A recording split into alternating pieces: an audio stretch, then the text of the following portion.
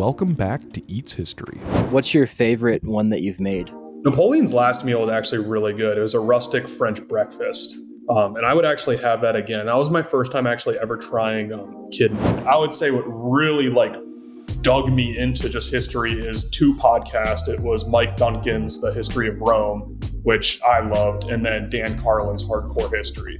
Which both of those together for me just changed the game because something clicked in my head. Do you know much about Apicius or who he was? Apicius is one of these figures where we don't actually know if he exists or not. One of the dishes I saw you make one time was the Mongol fermented mare's milk soup. Yeah, this was fun. So I was sent by a follower actually that lives in Mongolia, Airag. And Airag is fermented mare's milk. Average protein intake of the Roman soldier and its neighbors. It was one of the codexes from 400 or 500 AD, I believe, where they had basically prescriptions of what they were each assigned for basically their legionary packs. What would you consider to be the most diabolical meal you've come across? Have you watched the video today? What's something that Eats History would never consider trying? I pride myself and my channel on that. I think you see a lot of cooking content where it has to be delicious. It has to be something you want to make or whatever. And I'm listen, this is Eats History. There's a lot of weird shit out there to try. I usually ask people, what do dogs mean to you and what's it mean to be human? But since this is food, what does food mean to you? And what does food mean about being human to you? So I will say that food is...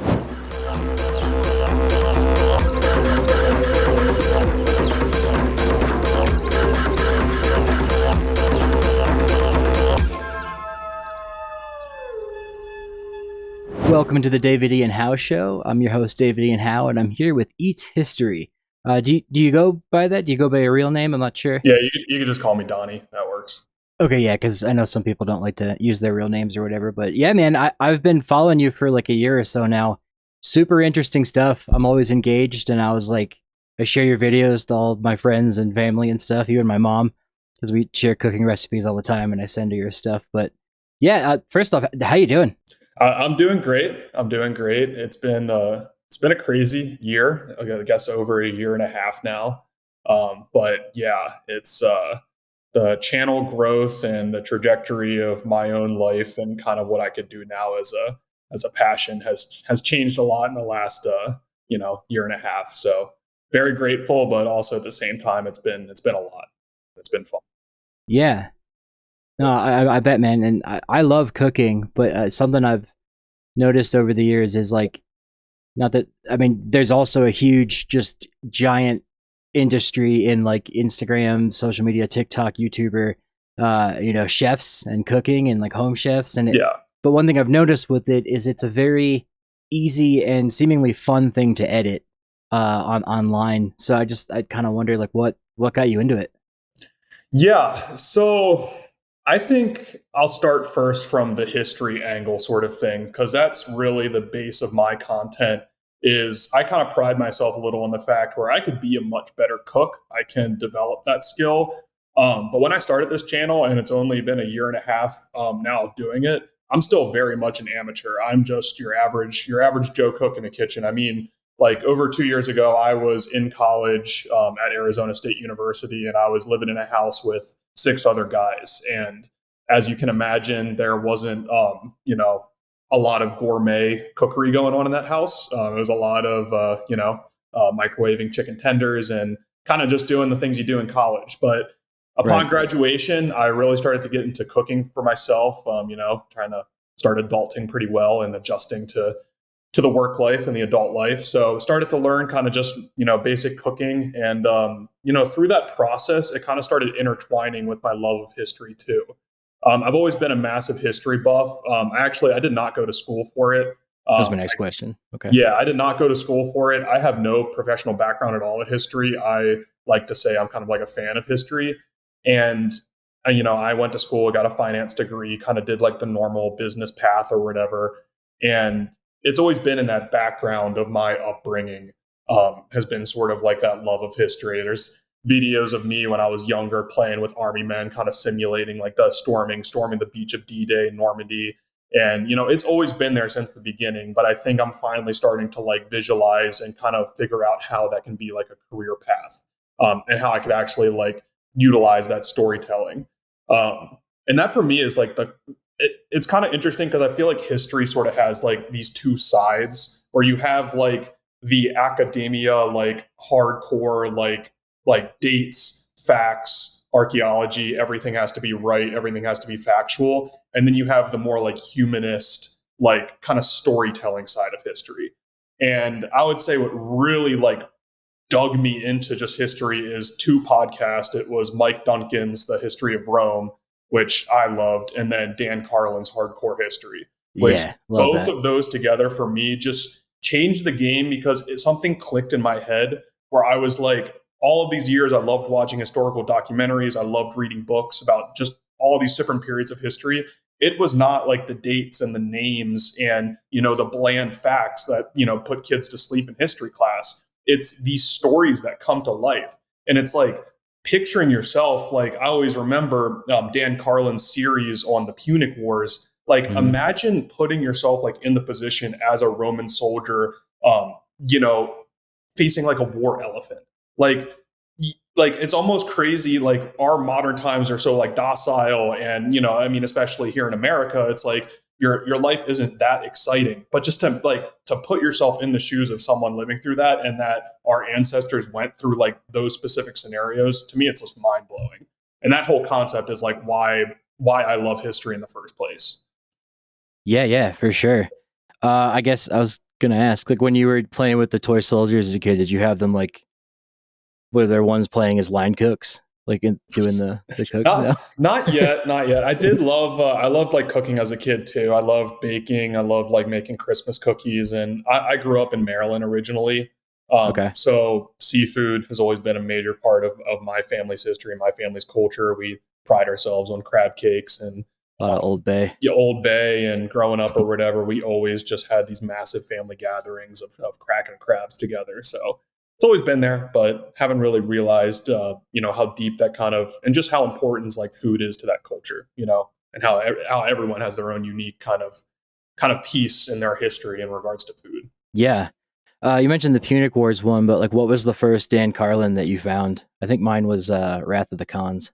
Yeah, so I started listening to him right after college, and I think he just finished up it was the Celtic Holocaust episode, and that was like the first one I ever listened to, and it was one of his newer ones. But that made me realize it was not only the storytelling, but I loved hearing the other point of view in history, because I feel like sometimes we're a little guilty where, you hear the old trope, like history's written by the victors and everything like that.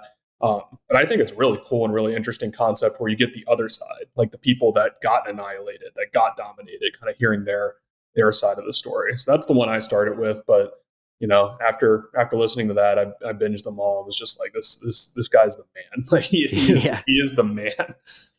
I actually didn't hear that one. Not that I'm going to have you summarize the entire thing, but what was your takeaway from the Celtic Holocaust episode? That was about Caesar and Gaul, right? Yeah, it's about Caesar and Gaul. And like all of his podcasts, he does a really good job of personifying like the events in history. Right. Like the Stalin quote or whatever, where it's like one death is a tragedy, a million deaths is a statistic. And This was one of those episodes where it's like, I feel like in our current like age, I'm guilty of this. I'm currently writing a cookbook on the Roman Empire and on Roman cooking. It's like we glorify Rome. We love it. And I think in certain ways we should, because that's kind of the cradle of a lot of our Western thought and Western civilization itself. But when you're reading these like fascinating stories of Caesar conquering Gaul, entire families, entire peoples, entire ethnicities that have been there for, decades after decades, hundreds of years, the Celts, they're getting wiped off. They're getting annihilated. And it is, in the modern like UN standards, it would like qualify as a genocide.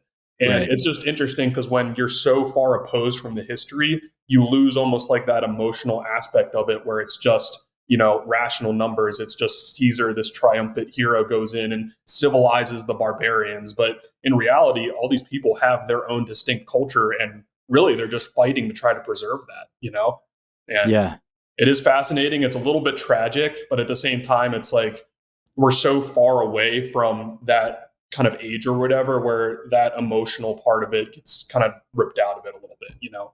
As a kid growing up, I guess you probably are younger than I am, but like, what kind of stuff did you watch? History Channel documentaries and all that, or? Yeah, I mean, I think it was like hard to think of like, the epiphany didn't come to me until a few years ago about how much I truly love history. It was always like in the background. So it'd be like, I'd be playing with like toy soldiers, simulating like World War II battles. I loved like playing video games as a kid, playing Call of Duty with my friends growing up.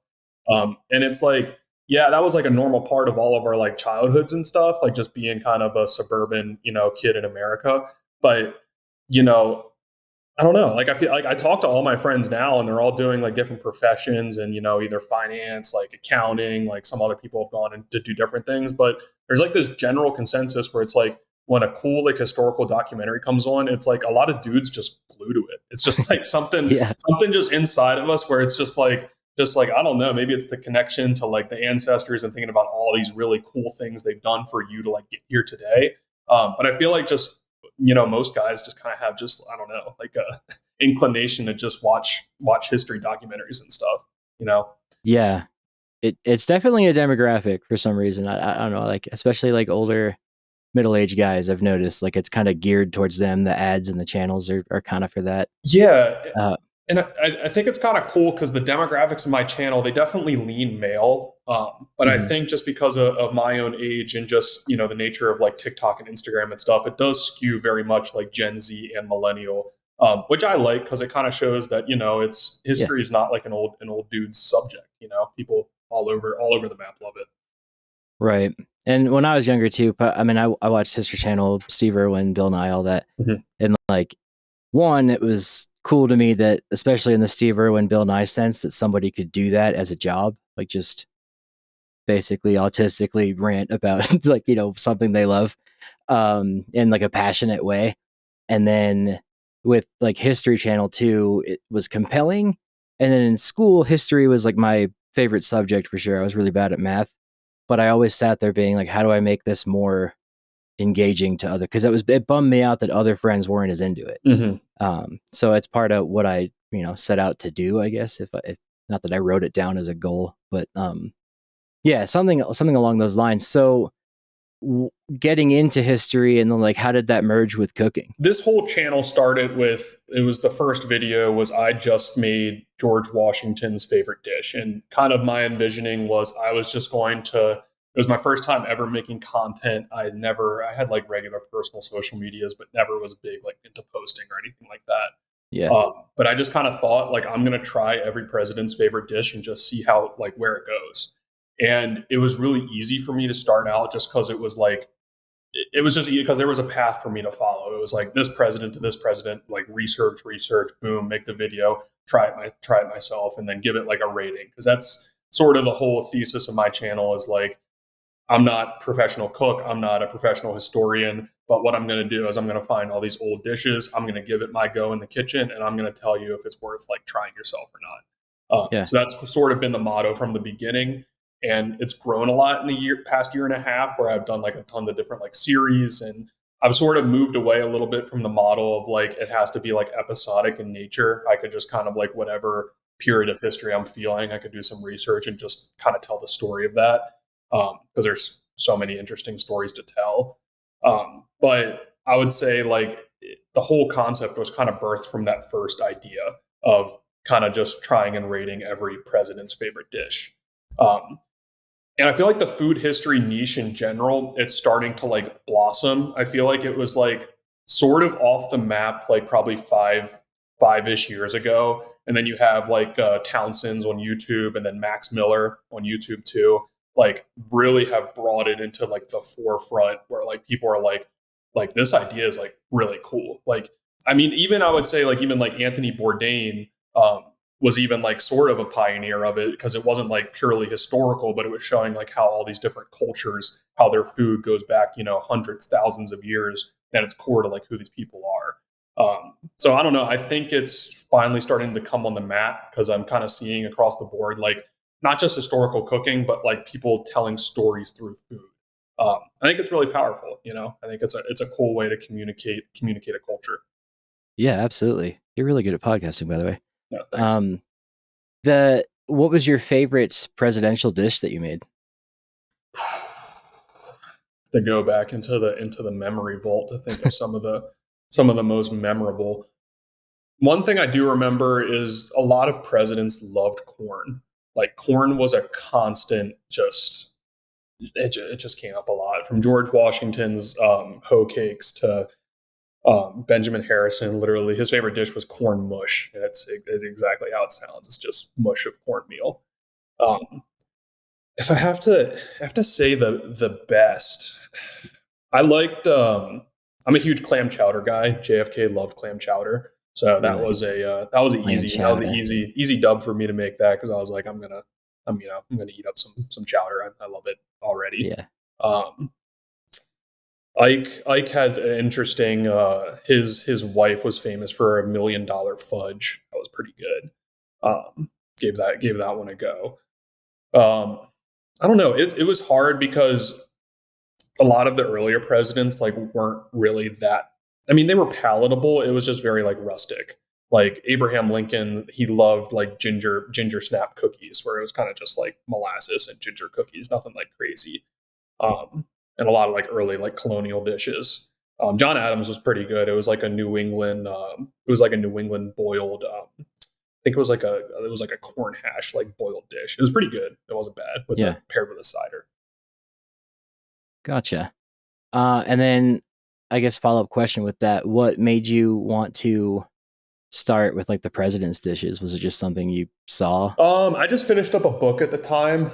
It was Bill O'Reilly's book it was about like evaluating each president's like legacy.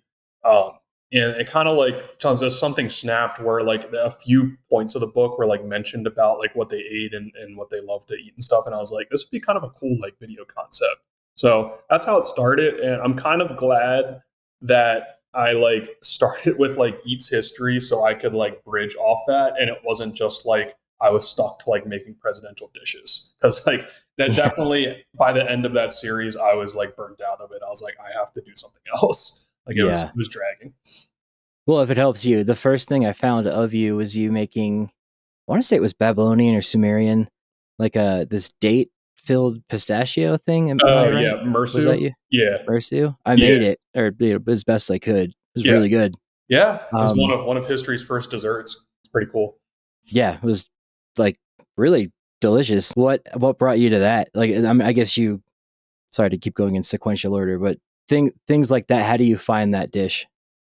Yeah, so I usually start with the time period and then do my research going back from that. So I just was kind of thinking like, all right, I want to make a Babylonian dish, because this is really like the Babylonian Empire is really when like we get our first actual concrete, like not recipes, because the Babylonian Yale tablets don't give us like step by step, but it actually like gives us like ingredients for what they use to cook. So anything before like the Mesopotamian like kind of civilizations, it's pure like speculation, because we have no clue. Even after, until like we get to like ancient Rome, we really don't know, besides speculation and like hieroglyphics and like images is pretty much all we have. Yeah. But on these Babylonian Yale tablets, they have a ton of different recipes of different like lamb stews. I think I tried one of those before. Mersu is kind of like known as like history's like quote unquote like first dessert, because it was like kind of like the sweet treat of the Babylonians.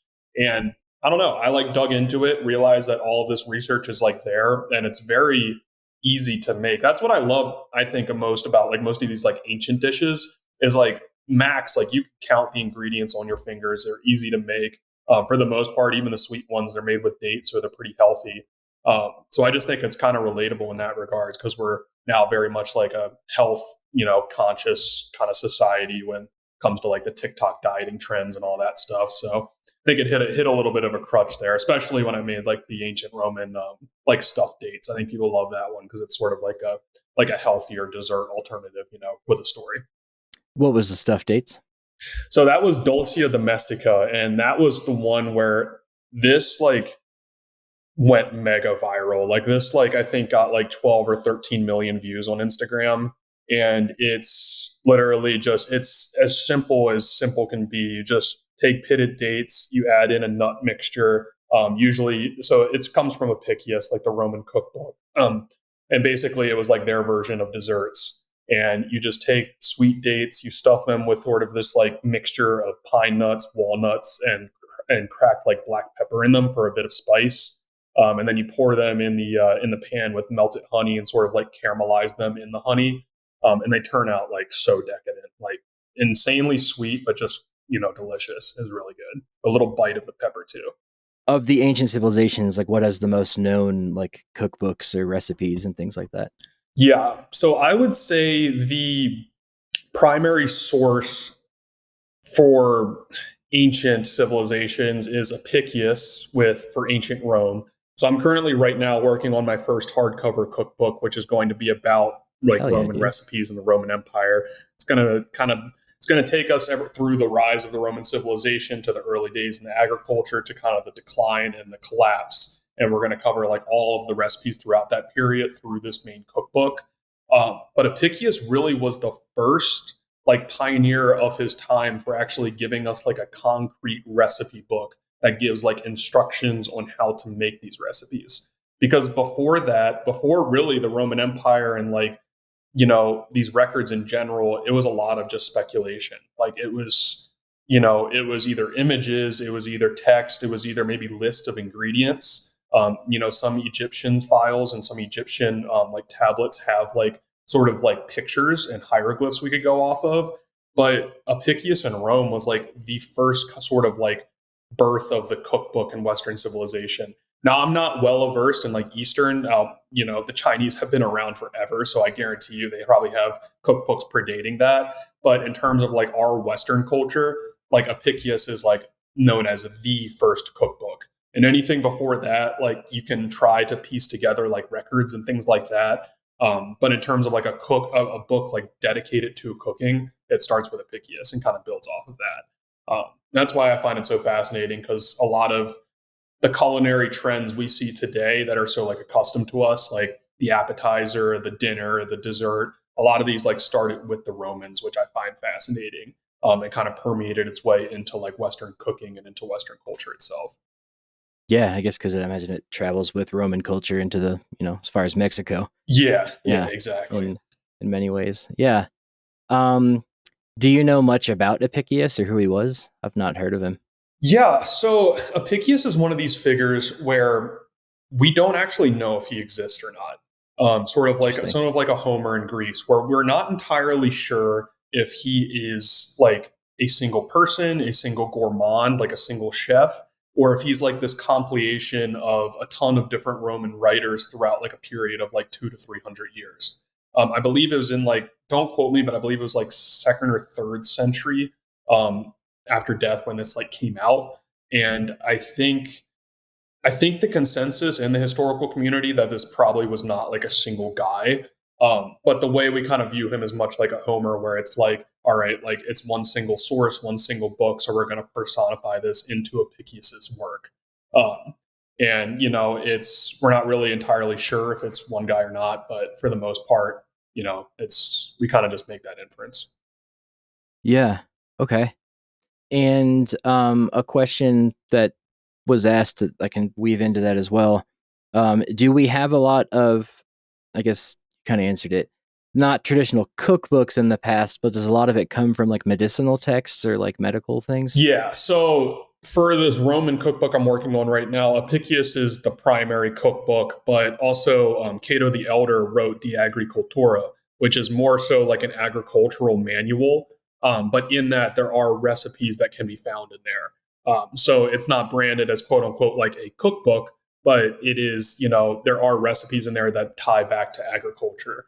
And then also, I think Pliny the Elder's Natural History also has some like medicinal and herb related recipes in there too. That isn't, like I said, like purely like a cookbook, but more so like was viewed like medicinally. There are a few, I do believe, like ancient Greek writings that were primarily medicinal in nature, but do contain recipes because obviously throughout all of civilization, diet and food consumption is very much tied to like health and vitality. So there's a bunch of different things to go off of. Like Cato, one of my another very viral recipe was Cato the Elder's cheesecake called Libum. And in his De Agricultura, this was a really cool recipe because it's quote unquote like it was history's first cheesecake, but it's just a simple mixture of dough and then a soft farmer's cheese like ricotta, just mixed and baked under a bay leaf, and then you drizzle it with honey. Very simple to like an easy dinner bread you can make for yourself. But it kind of has this cool backstory where it was used to like sacrifice to the gods and to like the Vestal virgins. So that's what I find so fascinating about a lot of this stuff is it has lore attached to the dishes. You know, it's not just food. It had a very like deep cultural meaning with it.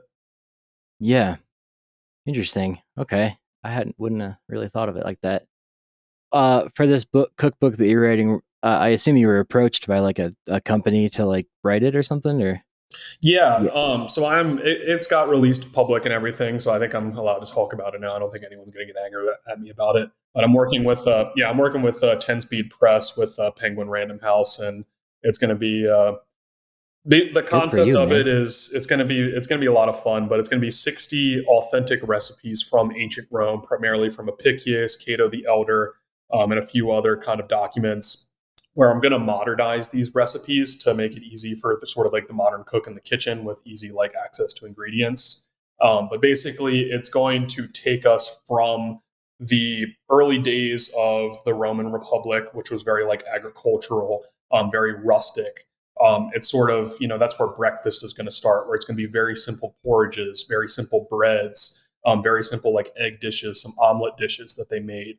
And it's going to gradually it's kind of cool because the cookbook is going to be like this arc following the Roman civilization, where we go from a simple rustic breakfast of the early days of like discipline and vigor, to like the late Republic era, where we go to like the appetizer section, where the palate starts to get a bit more wet. We start to get like these sort of like more decadent dishes like Roman deviled eggs, and these kind of like stuffed sardine dishes, and then like these big giant like cheese platters. And then we move into like the height of the empire, which is going to be basically like these grand lavish, like it's going to be the entrees. It's going to be like they're going to take in all of these separate like spices from ancient Rome, because this is at the point where the empire is at its largest. You're going to bring in like Parthian chicken, like spices from Parthia. You're going to bring in some cheeses and butter from Britain. It's going to culminate into like basically this grand like dinner section. And then the last section is like the decline and fall. And like most civilizations, Rome declined and fell most, notably because, there was a ton of political internal issues, but, sure. Sort of the underlying aspect of it was decadence. Society just got too decadent, and there's no better way to, culminate that than a dessert section, in my opinion. So it's going to be sort of the fall of Rome with desserts. So it's just going to be like this trajectory of empire through basically like 4 meals throughout the day. It's going to be really cool, all said and done. I'm really excited of how it's going to turn out. That's awesome, man. Congrats on that. Yeah, thanks. It's going to be cool, all said and done. I'll buy the shit out of that. That's pretty cool. Yeah, I think it will do pretty well, because I think the concept of it will call a lot of people to it. They'll see it in Barnes and Noble and be like, this is pretty badass. Like, I want to cook some dishes from this book. Yeah. Do you see any differences between like what like the Roman elite would eat versus like what peasants would eat? Or like, a third of the Roman Empire was enslaved, I guess. So they probably just had bread and fish. For sure. So the first section, the breakfast section, is primarily like that would be your quote unquote peasant section, because, it is an unfortunate reality. Everything after, for the most part, the first breakfast section of like random, like, just regular breads, porridges, simple meats and fish, all the rest of these dishes that you could find like in Apicius, they would have been eaten by the society's elite. Access to like honey, access to like sweeteners, different spices. Like, you would have to be the upper strata of society to have access to any of these. So that's kind of the big, I feel like, kind of catch to like historical cooking in general, because when you make like these very interesting meals, for the most part, especially like in like the medieval era too, the common man was not like even sniffing any of these dishes. Like majority of the population, like before democracy and kind of our current civilization came about, it was very much like the blue bloods, the upper 1%. And that was very much carried out in cooking as well. So that's sort of the catch about it. Like, no, you're not having like, the peasant would probably never have experienced any sort of spices or anything like that.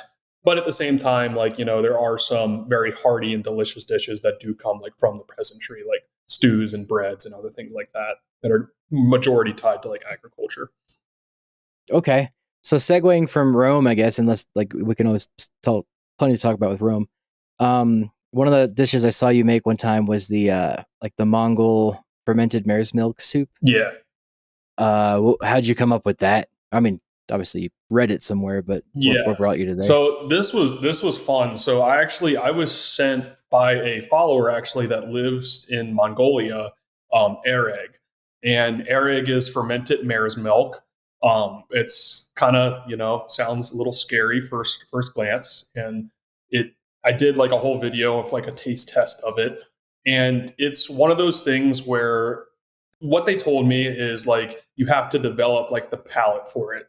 Like a lot of dishes. So upon first kind of taste of it, it was it had a carbonation. I hate almost to describe it because it's so disgusting, but it's like it was this carbonated blue cheese vinegary mixture, and it wasn't good. I don't know if I could ever like grow into it. I don't know if I could ever like be accustomed to it. They mainly drink it as like an alcoholic dish. It gets you drunk, but it also is an ingredient as well. And I had all this Airag, and I'm like, okay, like I'm not going to drink it. I tried it for a video, and I figured like online or whatever, like there's a bunch of dishes that like utilize it as an ingredient. So after cooking it down, like it wasn't that bad. It was very similar to like using like some sort of vinegar or some sort of stock in like a soup. So it wasn't too bad, but initially just drinking it definitely like you could see like why like a lot of like the Mongols were just as badass as they were, just because no regard for for good food. Yeah, alcohol-based dairy drinks are usually with hard people. Yeah. So that mixed with, I guess it was like beef you put in there, right? Yeah. What's that kind of taste and texture? So it very much reminded me of like sort of like a broth. I think I did another video too where it was called Bantan, and it was interesting because it's a Mongol broth, just simple with like noodles, and I think it was like sauteed lamb. But that had another like interesting connection to their culture, where dating all the way back to the Great Khans, it was kind of the primary like hangover soup. Way back when you would fight your battles, decimate a village, and then get drunk at night with your fermented mare's milk, and then wake up in the morning and have your hangover soup. That's pretty dope. I might have to try that. I don't know where to get. It's like kefir, I imagine, or like maybe similar. Yeah, I think you have to. I don't think there's like maybe I'm not sure where you live if there's like a Mongolian market. I could not find it like at like an Asian supermarket. It had to be shipped in DHL. But it's similar to like a kefir or something like that. It's not anything crazy. Okay, what's your favorite one that you've made? The favorite can be Roman, can be anything. Favorite dish I've ever made so far, and that's juxtaposed with what is something you thought you'd never try. I truly loved. I tried a Romanian donut called Papanași, and that was the bomb. That was so good. It was just a cheese. It was you make like a cheese dough out of like a farmer's sort of ricotta cheese, and you just deep fry it, and then you make like a homemade blueberry jam and put basically like a sugar sour cream mixture on top of it, and then top it with like this blueberry like sort of just sauce. It was so good. It sounds really good. Yeah, it was so good. Yeah, it's kind of funny. I made the apricot dumplings from the hold on, I'm just pulling up a few here. Yeah, sure. Napoleon's last meal was actually really good. It was a rustic French breakfast. And I would actually have that again. That was my first time actually ever trying kidney. I'm not a huge like organ guy, but the way I cooked those, they're actually really soft and pretty tender, and wasn't bad. What's the taste like? Have you ever had like liver before? I've had liver, yeah. Similar vibes. I mean, it's sort of like liver. It's all about like how well you cook it and if you don't overcook it, because it could get like rubbery like really fast. But it wasn't bad. It was sweet. It has like a little slight iron taste from the blood, but it wasn't bad. Yeah, I mean, those were some of like I did really like the borscht recipe I made. Borscht is just delicious. It's very good. Yeah, you can't go wrong with that. You can't go wrong with that one. I made Doro wad and Injera. I'm not sure if you've watched that one, but it's from Ethiopia. That was the spice on that dish was just it was so good. It was delicious. Okay. Some kind of like, I guess they don't have tamarind over there, but they have something. Yeah, I was using berbere. It was so good. I don't think I've ever had it. Yeah. Interesting. This guy says Mayans had chocolate, Ethiopians had coffee. What did the Romans use? I don't know what he means by that. I'm kind of thinking maybe as like their stimulant. Is that like the... Oh, yeah. Maybe or like a delicacy or something. Delicacy or stimulant, yeah. So for desserts for the Roman Empire, they were very much limited to what the Mediterranean had to offer. So you have, for sweets and anything dessert related, the primary sweetener was honey. So you had like honey spiced wine, you had the honey stuffed dates I was talking about. They did have like honey cakes. So in terms of sort of like desserts, most of them were honey driven for the most part. It kind of does make me think though. It's like, what did these cultures kind of do before before coffee and stuff like that? Because it's like it drives so much of our culture today. It's like I don't think the Romans really had like a true stimulant like that. Yeah, or like a coca leaf to chew on. Yeah. Interesting. I know Romans ate a lot of something called garum. Do you know much about that? Yeah, so that's found in a ton of dishes. That's primarily like their way of salting a dish is garum. I think kind of the best modern substitute I put in a lot of like my Roman recipes where it calls for garum, because this is one of those condiments where it's like the normal person is not fermenting fish guts for years for months upon months to make just a simple Roman condiment. So a good substitution for that is fish sauce from like your Asian supermarket or your Asian section. So it's very similar. I wouldn't have thought of that. What is the oldest era of history you'd research and make like Bronze Age and earlier? I guess we talked about Babylonia. Yeah, so I do want to try stretching past Babylonia, and I do have to do every recipe with that with like a major grain of salt, because for the most part, in terms of research, we just have, carvings, inscriptions, like not much from the way of writing. I do want to try, I think this has been on my map for a little while. This was from, I think, ancient Britain.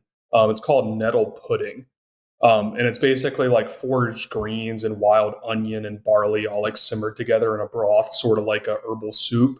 But apparently that was eaten by like the civilization that predated like all of the migrations to the UK there. Apparently like that was one of the first dishes of like sort of like the Bronze Age people of the UK. So I think that'd be a cool one to attempt at one point. But interesting. Maybe that'd be a good idea of a series, is like trying to cook these dishes from like these almost like forgotten civilizations, because I will say I am like so fascinated in like a lot of the prehistory before like our history, like before the Mesopotamian civilization. The next question that segues to that, what would be awesome to hear about the extinct foods like fruit cultivars and whatnot.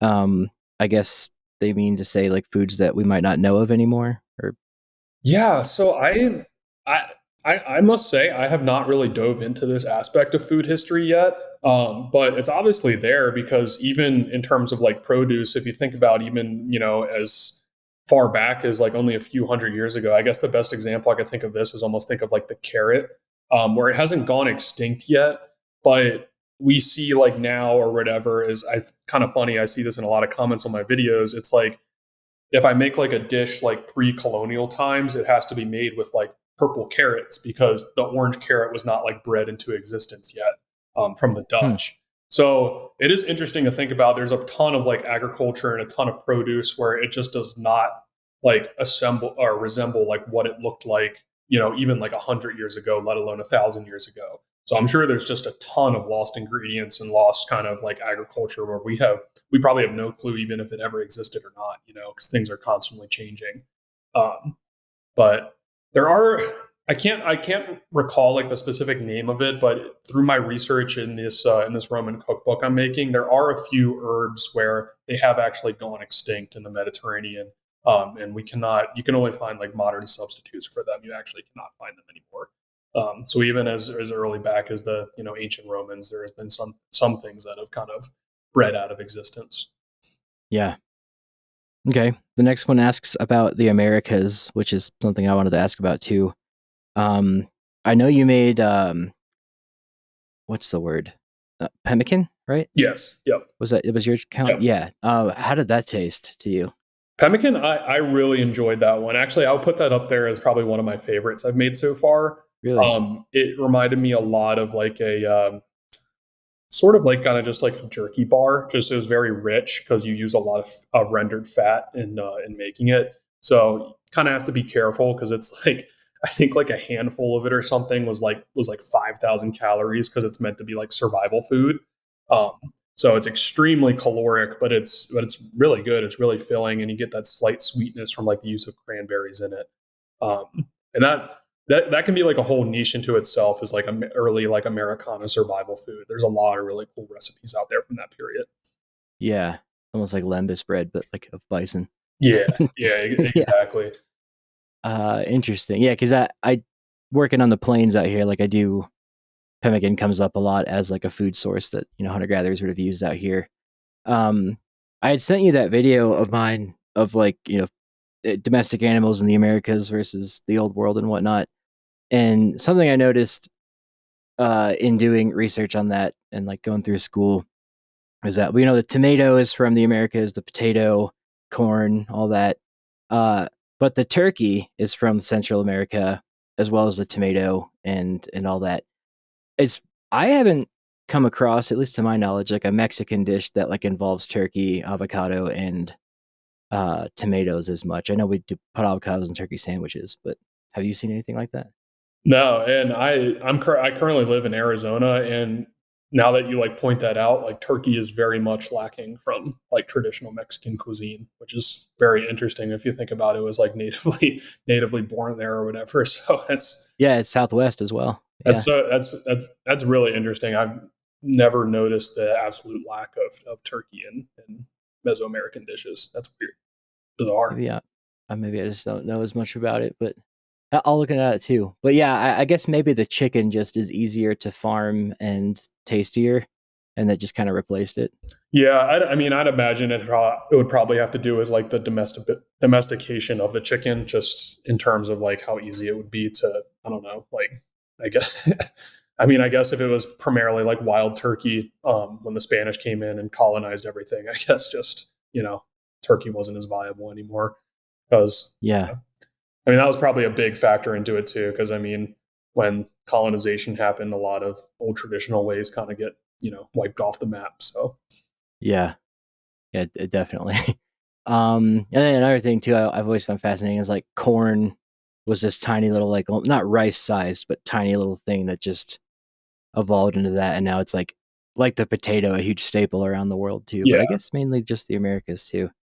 And you had said that the presidents seem to really favor corn as like an American food. Yeah, corn is like, I would say from the president series, like it is like the backbone crop like of America for sure. And honestly, like kind of looking into it, because a lot of the president series, I tried my best to find like their favorite dish. But as everything in politics, like a lot of that is like image and, trying to project something. And I do think when a president, uses like, a nice rustic plate of cornbread for his favorite dish, it's very much like appealing to, this whole like American rugged concept, Yeah. Wouldn't want to be eating like French baguettes or something. Exactly. You don't want to be Thomas Jefferson eating your new macaroni where no one knows what macaroni is yet. Actually, I had to do quite a bit of research on him because of he actually his slaves excavated a mound on his property, but he did like one of the first like archaeological excavations that's like super well detailed, and he took notes and was like, these aren't Egyptian, they're native. But he also, like, among inventing the swivel chair, like loved to import pimento cheese, apparently. Yeah. By like a lot. Do you know much about that? Yeah. So Thomas Jefferson was very much, he was like he loved French cuisine, where I think, so the way the story goes is his chef, who was a slave, I think he was the one that was actually like, he developed like the first like American like mac and cheese recipe from his time accompanying Really? Thomas Jefferson in France when they were over there doing like diplomatic work. So he's the one that's credited with actually like bringing the recipe to America and kind of making it like what it is today. But Thomas Jefferson had like this just like fascination with just like kind of European food culture in general. And he was sort of one of like the pioneers of bringing, I guess, quote unquote, like sophisticated palate to the Americas, because at that time period, we were very, still colonial and rugged in our cooking. And no one really know like what like a pasta machine was and things like that. And he brought a lot of these like to America. He loved ice cream too. That was one of his favorite desserts, was ice cream. They had ice cream then? Yeah. Didn't know. Yeah, they loved ice cream way back in the colonial period. Yeah. Interesting. I had no idea. I thought that it like was invented like the 50s.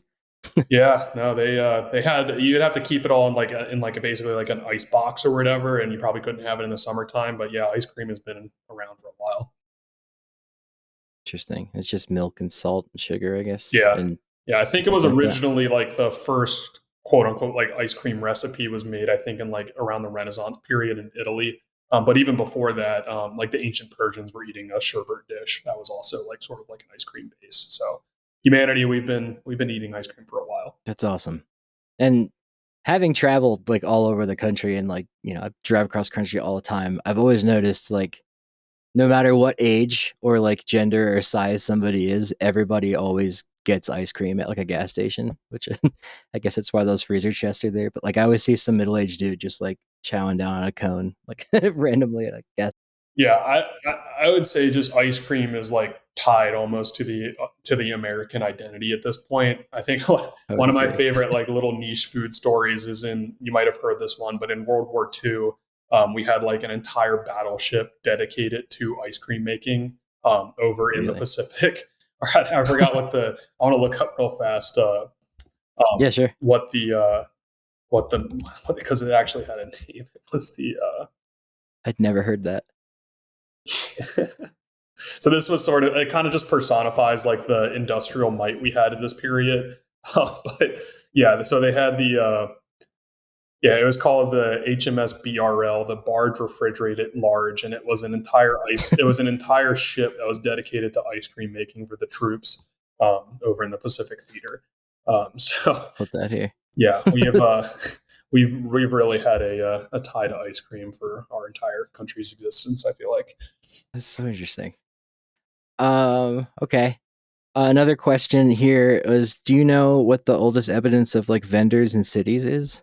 That would probably honestly go back to like the very first days of civilization that we would call civilizations in, Mesopotamia. Like obviously before that in prehistory, like I'm not one where I don't subscribe to the theory that we were all just, caveman waddling around before, Mesopotamia came along and, started civilization. I do think I think we're a very, very, very old species. And there's a lot of evidence that there's probably, civilizations that predated that. But in terms of like concrete evidence, like, yes, there were food vendors mentioned in, Mesopotamia. And then even in like ancient Rome, for example, there was a ton of like fast food vendors where that's majority of like most of the population, what they would eat is when they're out like doing their daily task, they would stop by the Roman equivalent of like a McDonald's, which was basically it was just like a food stall where they would just kind of shove out like kind of hot bread and other kind of, just delicious kind of street food that you see today. Yeah. There's a few kind of cool recipes that come from these like roadside vendors in ancient Rome. Like there's a lot of like these kind of sweet honey fried dishes that come from this. It kind of reminds me of it's like an ancient Rome funnel cake. It's pretty good. Yeah, I guess honey is like the only sweetener before sugar became super big. Yeah, I mean, do you know much about like honey cultivation back then? Yeah, I mean, in general, in ancient Rome, that was kind of like I said, the primary sweetener. I think so. Pliny wrote about a lot about honey in his natural history section, and sort of it's always been embedded in like sort of like ancient medicinal volume, like as a very like even like the ancient Greeks, for example, in Ambrosia, it was like the quote unquote like the nectar of the gods, where it was literally the the drink of the divine. So as far back as we can remember, like honey has been almost like a steadfast like cultural norm for most different cultures. It was, I mean, before like major processed sugar, like that was like the only sweet thing besides like fruit and berries that you would like ever taste in your life. And even like even as we know today, like compared to like an apple or anything like that, like the sweetness of honey is just almost like divine. So a lot of these different cultures kind of tied that to their gods and their mythologies, Interesting. Yeah, I never would have thought of that. The first guy to like, keep a beehive had to have been a brave guy. Yeah, for sure. For sure. Yeah. Okay. This one's out of order. I meant to ask this earlier, but the editor of this podcast asks, what would you consider to be the most diabolical meal you've come across? Have you watched the video today yet? I don't think so. So I'll put it here. I released earlier today. It's a oh wait, the pie with the fish sticking out of it. Yeah. So I just want to tell the story of this dish because it's fascinating, it's fun, and it's diabolical. So this is called the stargazy pie, and I always like having fun. Like I have a few friends from the UK. It's always fun. Like I think we have like this fun sibling rivalry with them because it's like we share a lot culturally, where we're literally the the child that's the parent or whatever, and we like to think that we're kind of the new and improved version, and that kind of comes in the culinary lens as well. And I've been to London and stuff, and they do have like excellent food, but there's a certain just vibe about British culinary culture where they're kind of just stuck in like the World War II era for some reason. And that's shown in some of these dishes. And stargazy pie, I called it literally in the video, it was like the final boss of British culinary memes, because it's just, it's a pie and it starts out so promising. It starts out like a chicken pot pie, where you make like this delicious, like you saute bacon, onion, you make this delicious roux, you pour in the milk, you get this good like kind of cream gravy going. And then instead of chicken, you put in whole gutted sardines to this thing with hard-boiled eggs. And the sardines basically, like the whole point of the pie is they're peeking out of the crust, like gazing to the stars. It comes from like this myth in Cornwall where basically this little village, one Christmas in, I think it was the 16th century, they were afraid they were going to run out of fish for the holidays and they were going to have a famine in the village. So this fisherman kind of goes out. Hold on 1 second. This fisherman. I'm just pulling. I want to pull up the notes on it because I don't want to get the history wrong, because it's a funny story. So this fisherman goes out, and what am I allowed to slightly swear on the show, or is it like I don't give a fuck? Yeah. Okay. So it's like I shit you not, the fisherman's name, and this is all real like legend, folklore, history. His name is Tom Ballcock, and sometimes like the jokes literally write themselves with just British history sometimes. British names. But, yeah. So this chef named this fisherman named Tom Ballcock is basically like called from these peasants to go out and brave the ocean to fish, the night before Christmas. So they have enough fish for the Christmas feast. So he goes out and braves the storm and comes back with like a boatload full of fish. And the way they celebrate is they basically make him a pie, and to commemorate him for all of his brave deeds for bringing all these fish in, they stick the fish in the pie and look up to the stars, gazing at the stars to honor Tom Ballcock. And that's sort of like the lore behind the dish. And it's carried throughout the ages. And I think they have like a whole like Tom Ballcock festival where everyone in the village makes like stargazy pie every time of year when Christmas rolls around. It's just, I don't know, like sometimes just the stories behind these dishes are so fascinating and so funny. And like you don't need to make that up, you know, like you don't need, that's not a made up story. Like I posted this today and like a lot of the comments were like, no way, this is a real thing. And it's like, yep, it's real, you know, like someone thought about this 500 years ago and thought it would be a good idea. Yeah. I mean, eggs and sardines, like the farts alone would have to be insane. It's diabolical. And what like actually it made me it actually made me mad making the dish, because I was like, this would be so good, because it starts out just like a chicken pot pie and then you just add fish and eggs. It's like it was just disappointing is what it was. A lot of sulfur. Yeah, I won't try that one, or I won't make that one. If someone gives it to me, I'll try it. Yeah. Was there something that you like just absolutely tasted that you were like not again? Did I ask that already? I mean, I think the best example of that so far would be the fermented horse milk. That one was just it was just not good, diabolical. Another good one too is I actually did Benito Mussolini's favorite dish of this one was really strange, but he loved every morning, like his morning routine was he would chop up like 4 to 5 cloves of raw garlic and just drizzle it with olive oil and just down the hatch. And that was like one of his like morning routines. And very Italian. Yeah, it was that. I mean, I'm not sure if you ever just like bit into like raw garlic before, but it's just spicy. It's not pleasant. It's bitter. It hurts your stomach. It hurts your stomach too. And that was another fascinating one, because he obviously like kind of developing the whole like kind of fascism culture and everything. He was very like trying to personify like this old like ancient Rome like vitality. And he actually like there's documents from his mistress that he actually like believed like eating raw garlic like gave him this sort of like ancient power, like kind of like boiled his blood or whatever and got him ready for the day to lead the nation. So just kind of cool, because it's like you can find these little tidbits and these kind of crazy stories of history through, you know, the dishes that these people ate. It's kind of cool. I guess people would have feared him because his breath was just rank. Oh, totally rank. Maybe like, that's why. Yeah, like that was his whole image, was like, I'm going to be like the manly man of Italy or whatever. And it's like, if you can't take my breath, like you're too weak for me, was his like thing or whatever. Oh, yeah.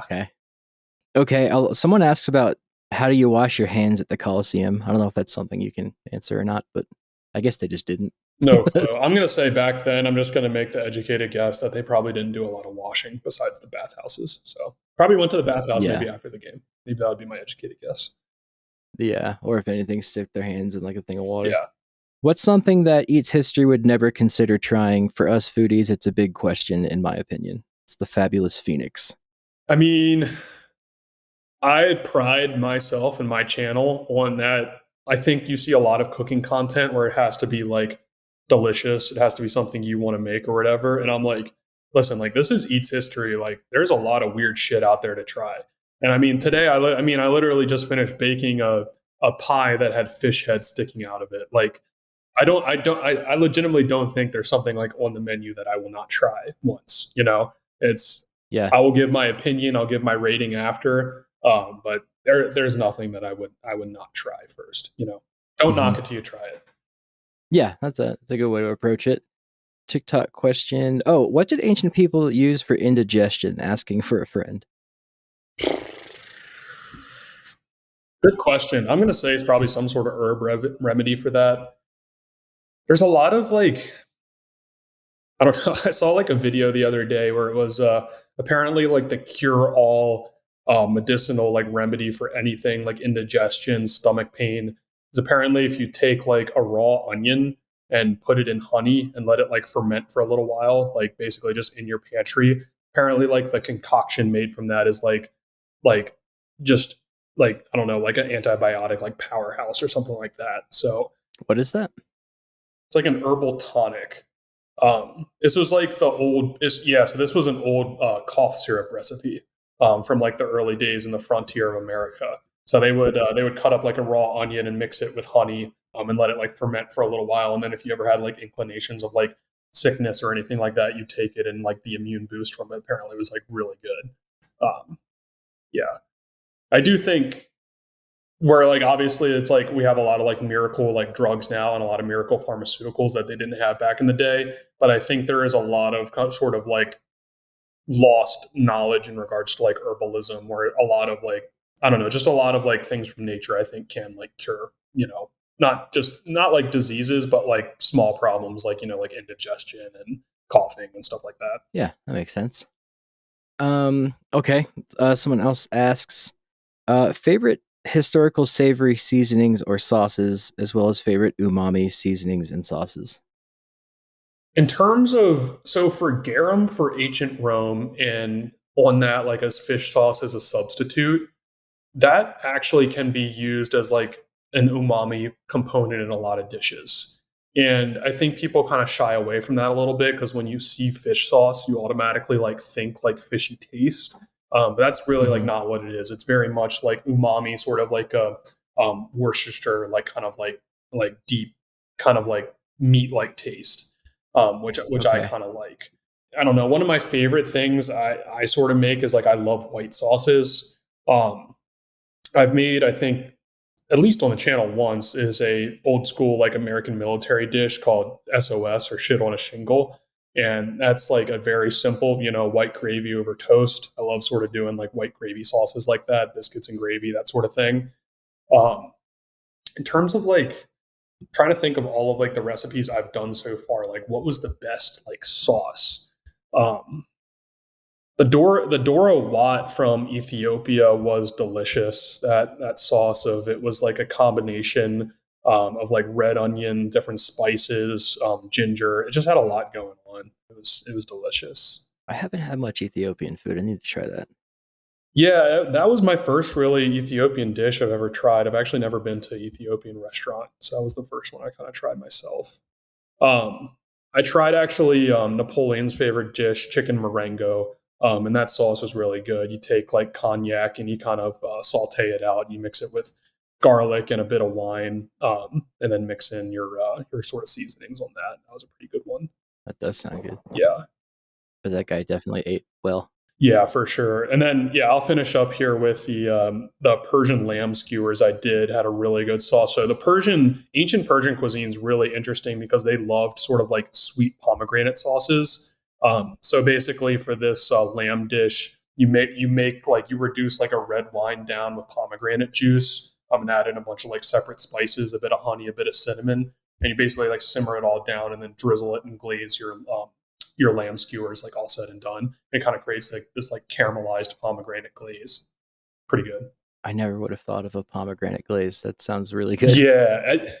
Like that's one thing I think a lot of these recipes have kind of opened up for me, is just like the vast different like culinary combinations that are out there and all these different flavors that actually work really well together. Like kind of like fruit sauces on meat like pair really well together sometimes. Interesting. Huh. Okay. I have my own questions here, but I guess the last one I'll ask from them. A lot of them are about eating dogs. We can pass that. But I guess those are. I will say confidently on this channel, maybe I'll try like dog food or something at some point, like an ancient dog food, see what they made back then. But I will not be attempting dog on this channel. I love dogs too much. Yeah, no, same. I did, however, like reading through Spanish journals and like Cook's journals, it was interesting that he got to different islands and they would keep offering him dogs, and he was like, no. And then he finally, like, the way they like, because I guess they had extra dogs laying around as a food source to offer. Yeah. And he finally tried it, and it's pretty funny reading his journals because it's not that he said it's good eating, but in his like, not pompous, what is it? His posh way of saying it, he was like, it's not bad. And he kept eating it. Yeah. But yeah. Yeah. I just made that video on Hawaiian cuisine, and they did Polynesian culture in general. There was a lot of dog cooking back then. And I mean, honestly, it's like different cultures kind of have different views upon like, like little Fido, little pet, like we love them so much. And then others are just like, like they're our companion. And if we're hungry, like, we'll have at right. Or like cows in India, they don't eat. Yeah, exactly. Like I would say almost like there's not really a religious element to it. It's more so like just we like them, but like I would say like the dog is like one of our sacred like you're not touching the dog, Yeah, exactly. If I was in like a survival scenario, I guess if I had to try it, I would, but like I wouldn't actively seek it out and cook it. Yeah. Okay, so we could demonetize after that. Average protein intake of the Roman soldier and its neighbors. I know they ate a lot of cheese. They did eat a lot of cheese. So the legionary diet in general was I'm trying to think of this on like the top of my head on what the actual like measurements were, but I think it was one of the codexes from like it was like 400 or 500 AD, I believe, where I think they had basically like prescriptions of what they were each assigned for for basically like their legionary packs. And one of like the go-tos was, I've actually made this before. I think it's called bucatellum. So basically it was like it was basically like Roman hardtack. If you ever heard of hardtack. Yeah. So it's like this kind of crusted flour like biscuit substance where that was majority of like their carb intake. And then in terms of like protein and meat, I would say most of it came from like dried, like for the ration pack in general, it was dried beef, dried pork, basically like whatever can be dried and preserved over like many months and salted. There was of course like fish scattered in there as well if they were close to like a water source at the time. And then another like kind of sort of like pillar of legionary cuisine was pulse, which is sort of like a porridge. And that was sort of like they would like bubble it in this like huge cauldron and then serve it around the camp or whatever. And that would be like their nighttime meals. But a lot of time, like legionaries, they would have, and of course, like hard cheeses too, and like Parmesan's like a good sort of like a modern image of like what sort of like their hard cheese like ration would look like. But for the most part, like I mean, they would have their assigned ration packs and what they would eat, but it would mostly be like forage as you go. If you're on a campaign in Gaul and you raid a village, like yes, you're going to take whatever they have and add to your own like stockpile or whatever and eat whatever the village is offering, whether that's like cheese or butter or anything like that. So it was very much pillage as you go. But honestly, like hauling around that armor, like marching day in and day out, it's hard because calories is like a relatively like that. They had no concept of that in ancient times. They just ate to stay full. But if I had to guess, like it would have to be somewhere between like probably like 4 to 6 or 7,000 calories for like a Roman soldier. Just because in terms of the activity with you're hauling like 100-pound armor everywhere. Like, you would packs need, and everything. You would need like double or triple, I think, like our like current like 2,000 daily calories. Yeah. Wow, that's incredible. Yeah, just like all the logistics of all that too is crazy to think about without phones. Yeah. Or computers to calculate it out. Yeah, that's what made them so great. It was just their supply chain like knowledge was just insanity. It's how you kept all those legionaries fed was just it's like a work of art, Yeah, no, for real. There's a final question here that was also a question I had, but I want to ask you too. I try not to bore people with this in the beginning, but you're a content creator, and like obviously food. I don't want to say food porn, but like just I'll watch the thing on pasta and be like, oh, like that looks good. Today I think I had anti food porn. Sorry, go on. Yeah. Oh, with the fish. Yeah. But like, I'll look at stuff and be like, that looks good. And like, I follow a lot of these chefs, but one thing I've noticed is Instagram chefs and TikTok chefs are really good at editing and like doing all that. And the way I edit the stone napping that I do, I took just directly from cooking videos because it's just the quick cuts.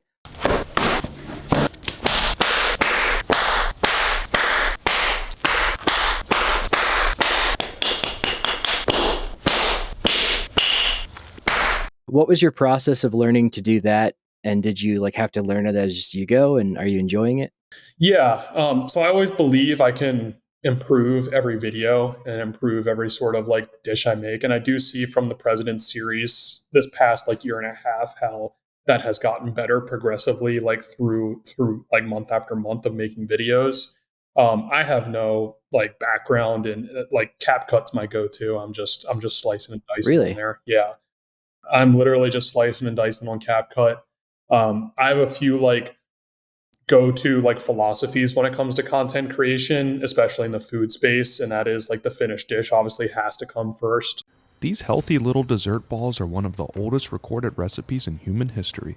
And as I'm sure you know, on social media, like initial hook is literally everything. It's make or break when it comes to how well like a video performs. So I mean, in the food content space, it all comes down to, is the dish presentable at first? Like, can you get like, sometimes I don't get it and sometimes I get it, but it's like the money shot. Welcome back to Eats History. Like it's either the perfect bite into the dish or the perfect tear at the bread. Like that's like the bread and butter of it all. But it also comes down to, since I'm like a history channel, like can I come up with a really good hook to hook the audience in to watch the video? This is Mersu, a date and pistachio snack from ancient Mesopotamia, dating back to almost 4,000 years ago. In the heart of the ancient Mesopotamian civilization, humanity took some of its earliest steps towards organized society, written language, and as it turns out, culinary history. And watch the entire video as is. So it's a bit of a game trying to do that. This recipe for grinded up dates and pistachios comes from the Yale Babylonian collection, one of the most important archives of Mesopotamian literature in the world. This recipe comes from one of the 3 tablets dating to around 1750 BC, during the reign of Hammurabi, the famous king of the old Babylonian Empire. The ancient Sumerians held a special place for dates in their society, as they linked the date palm tree to their fertility god, Dumuzid.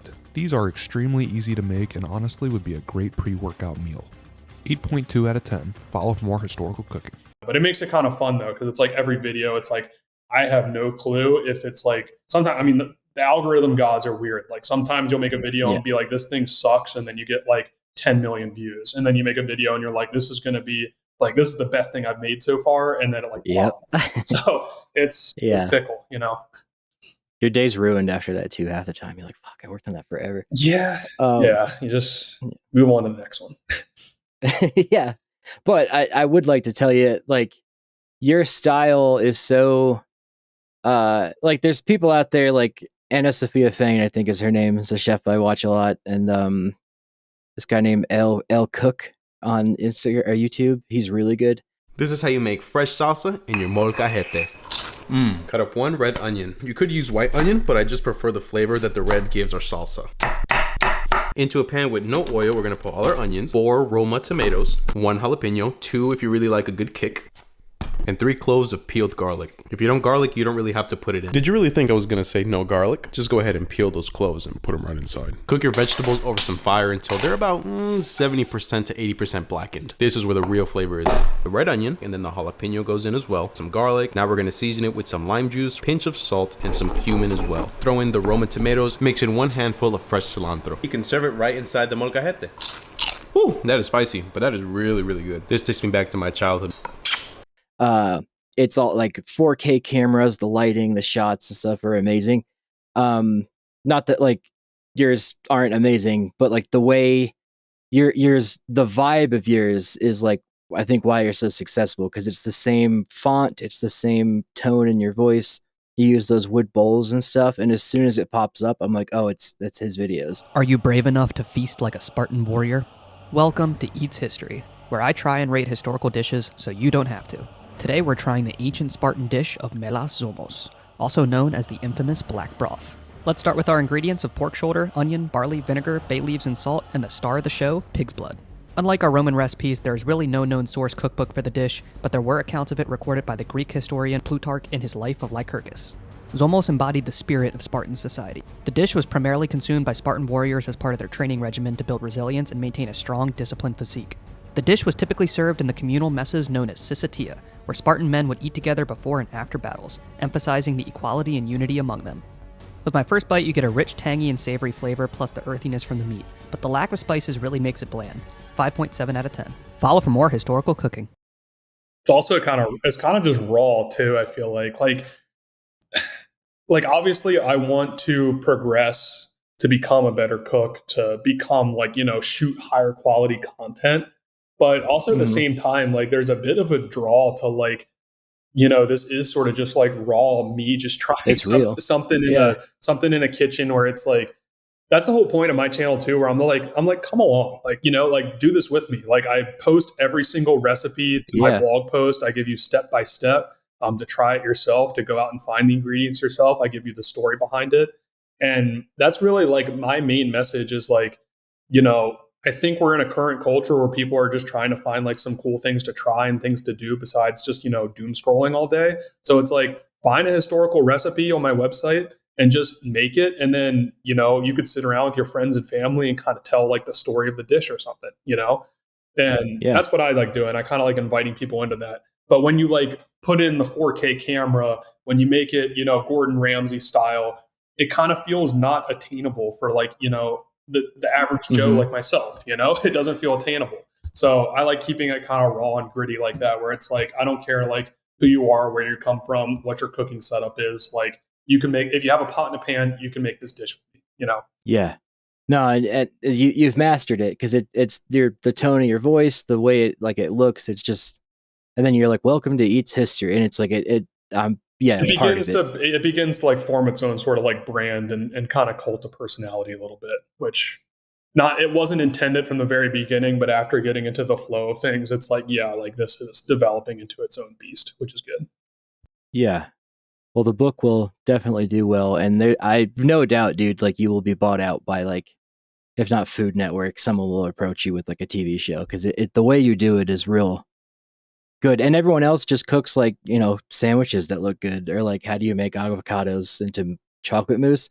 But like yours is like actually has an angle. So yeah, you're doing well with that. Yeah. And this will be sort of coming out in the next like year or two, but at a certain point, Eats History itself will be going on the road, and it's going to be a lot of fun because will be at a certain point, like backpacking around Europe and sort of like getting firsthand, like what some of these historical dishes look like from the experts. And it's going to be obviously paired with still me like making recipes in the kitchen and everything like that. But a certain aspect of me, almost like I don't know, like a Bourdain or like a Rick Steves style, like go around these places. And then it's like, I'm an uncultured guy trying to do my best making these recipes in the kitchen. It's like, I want to go to the source, and it's like, I want you to tell me and tell the audience like what the history is behind this dish, what the meaning is behind this dish. And then I'm going to taste it and rate it like right in front of you, And I think at a certain point it will, I don't know, it'll be cool. It'll turn into it's very much its own thing at that point. But right now I'm still chugging along until I'm at that point. I love that, dude. You would kill it at that.